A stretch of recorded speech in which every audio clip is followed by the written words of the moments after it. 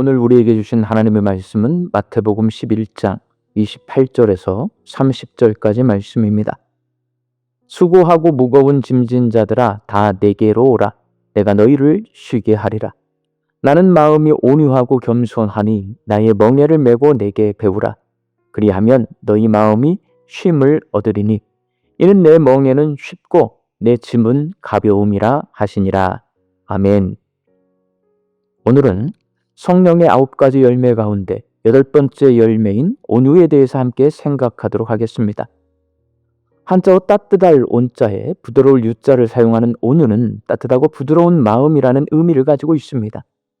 우리 교회에 온유라는 이름을 가진 아이들이 4명이나 있는 것을 보면 성령의 9가지 열매 가운데 성도들이 가장 맺고 싶어 하는 열매가 온유인 것 같습니다.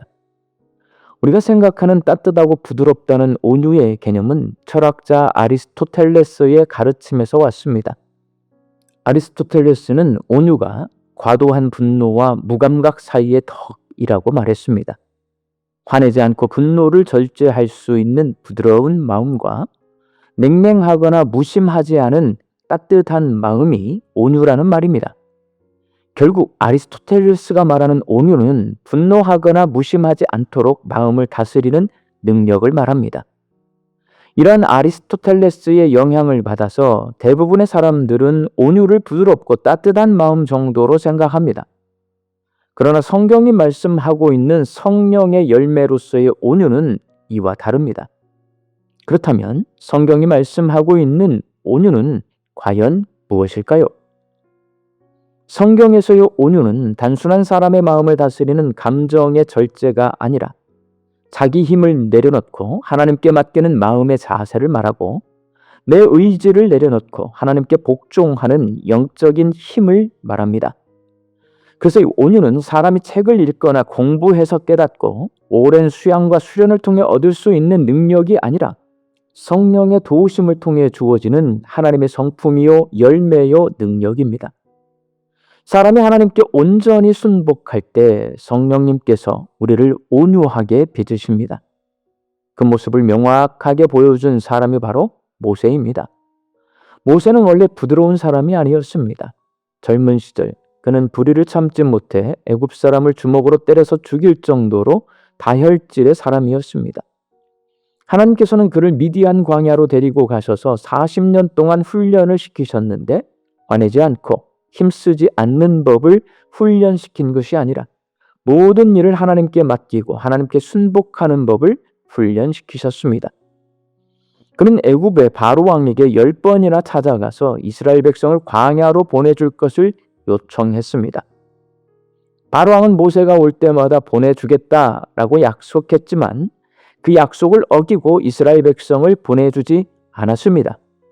1번, 2번, 3번 정도 약속을 어기는 것 참을 수 있지만 10번씩이나 보내주겠다는 약속을 어기면 화가 나서 바로왕에게 가지 못할 것 같습니다. 그러나 모세는 바로왕 앞에서 평정심을 잃지 않았고 분노하지 않았습니다. 미디안 광야에서 마음이 따뜻해지고 부드러워진 것이 아니라 모든 것을 하나님께 맡기고 순복하는 법을 배운 모세는 실전에서 온유한 성품을 그대로 드러냈습니다. 그리고 출애굽해서 이스라엘 백성을 이끌고 광야로 나온 모세는 광야 생활을 하면서 40년 동안이나 이스라엘 백성의 불평과 원망을 들었고 때로는 생명을 위협하며 반항하는 배반과 반역을 겪으면서도 분노하지 않고 참아냈습니다. 또한 모세의 개인적인 소원이 가나안 땅에 들어가는 것이었습니다.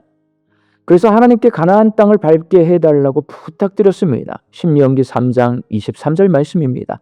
구하옵나니 나를 건너가게 하사 요단 저쪽에 있는 아름다운 땅, 아름다운 산과 레바논을 보게 하옵소서 하되 모세는 하나님께 가나안 땅에 들어가서 그 아름다운 땅을 볼 수 있게 해달라고 간구했습니다.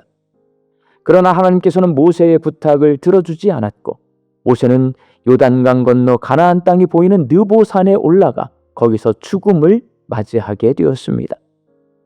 그렇지만 모세는 하나님께 섭섭해하지 않았고 원망하거나 불평하거나 분노하지 않았습니다. 미디안 광야에서 마음이 따뜻해지고 부드러워진 것이 아니라 모든 것을 하나님께 맡기고 순복하는 법을 배운 모세는 실전에서 온유한 성품을 그대로 드러냈습니다. 성경은 온유하게 살았던 모세를 이렇게 평가합니다. 민수기 12장 3절 말씀입니다. 모세는 온유함이 지면의 모든 사람보다 승하였더라. 하나님께서는 세상 모든 사람 가운데 모세가 가장 온유한 사람이었다. 자기 힘을 내려놓고 하나님께 맡기는 마음의 자세를 가지고 있었고 내 의지를 내려놓고 하나님께 복종하는 영적인 힘을 가지고 있었다라고 말씀하고 있습니다.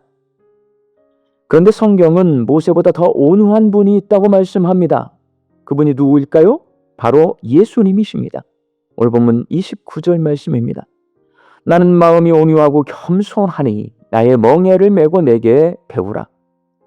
예수님은 자기 마음이 온유하다고 말씀하시고 온유한 예수님의 마음을 배우라고 말씀하십니다. 예수님의 온유하심은 성육신으로 시작됩니다. 하나님이신 예수님이 사람의 몸을 입고 이 땅에 오셨습니다. 내 의지를 내려놓고 하나님께 온전히 복종하신 것입니다. 그리고 예수님은 십자가에서 죽으셨습니다. 겟세마네 동산에서의 기도를 통해 알 수 있듯이 예수님은 십자가 고난의 길을 가는 것을 부담스러워하셨고 원치 않으셨습니다. 그러나 내 뜻대로 마시고 아버지의 뜻대로 하소서라고 기도하시고 십자가의 길을 걸어가셨습니다.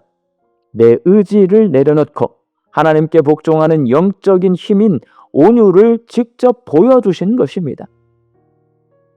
그리고 예수님께 배워서 온유의 열매를 맺으면 우리의 마음이 쉼을 얻는다라고 말씀하십니다. 수고하고 무거운 짐진 자들아 다 내게로 오라. 내가 너희를 쉬게 하리라. 나는 마음이 온유하고 겸손하니 나의 멍에를 메고 내게 배우라. 그리하면 너희 마음이 쉼을 얻으리니. 여기서 말하는 쉼은 하나님이 주시는 구원을 말하고 하나님의 다스림 아래서 누리는 평강을 말합니다. 예수님을 그리스도로 믿으면 성령의 도우심으로 내 의지를 내려놓고 하나님께 복종하는 온유의 열매를 맺어서 하나님의 다스림 아래서 평화를 누리며 삽니다. 그래서 예수님이 온유한 자는 복이 있나니 그들이 땅을 기업으로 받을 것이며 라고 말씀하신 것입니다. 땅을 기업으로 얻는다는 것은 하나님 나라의 상속자가 된다는 말입니다. 구원받은 하나님 나라 백성인 그리스도인들은 하나님께 복종하는 영적인 힘을 가진 온유한 사람이라는 말씀입니다. 사랑하는 광주 양림교회 성도 여러분, 따뜻하고 부드럽다고 생각해서 약함으로 오해하기 쉬운 온유는 하나님께 맡기는 강한 믿음입니다. 모세처럼 온유하게 살기 위해서는 예수님께 온유를 배워야 합니다. 온유는 우리의 성격이 아니라 성령이 우리 안에 맺으시는 성령의 열매이기 때문입니다. 하나님께서 우리를 위해 예수님을 통해 행하신 일을 믿으면 성령님께서 예수님의 가르침을 행할 수 있고 하나님께 순종할 수 있는 영적인 힘을 주셔서 온유의 열매를 맺게 해 주십니다.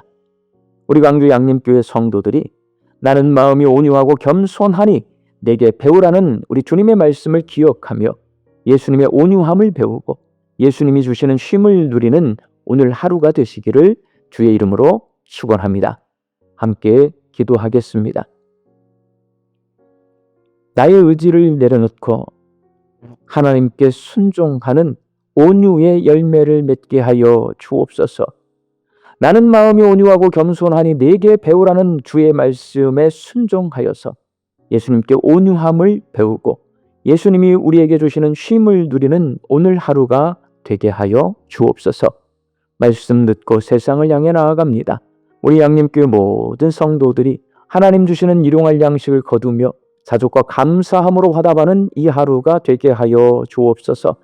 흩어져 살고 있는 내 가족과 자녀들이 다른 데 한눈 팔지 아니하고 예수님 바라보면서 예수님께 온유를 배우게 하여 주시옵소서. 온유한 마음을 가져서 하나님 나라를 기업으로 받고 하나님 주시는 쉼을 누리며 살게 하여 주옵소서. 육신 연약하여 선악계를 간구하는 환우들을 불쌍히 여겨주셔서 예수님의 능력으로 치유하여 주시고 오랜 시간 침상에 누워 계시는 장기 환우들과 어르신들이 천국 소망 붙들고 오늘 이 하루를 살게 하여 주옵시며 애쓰고 힘써서 돌보는 가족들 위해 새 힘을 더하여 주옵소서. 예수님의 이름으로 기도하옵나이다. 아멘.